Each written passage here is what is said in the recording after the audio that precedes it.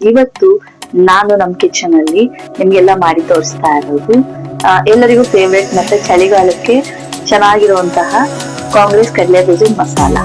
ಇದನ್ನ ನಿಮ್ಗೆ ಮದುವೆ ಮನೆಗಳಲ್ಲೂ ತಿಂದಿರ್ತೀರಾ, ಚಾಟ್ಸ್ ಅಂಗಡಿಗಳಲ್ಲೂ ತಿಂದಿರ್ತೀರಾ. ಮನೆಯಲ್ಲೇ ಈಸಿಯಾಗಿ ಮಾಡ್ಕೊಂಡು ಹೇಗೆ ಅಂತ ತೋರಿಸ್ಕೊಡ್ತೀನಿ, ಬನ್ನಿ ಮಾಡೋಣ.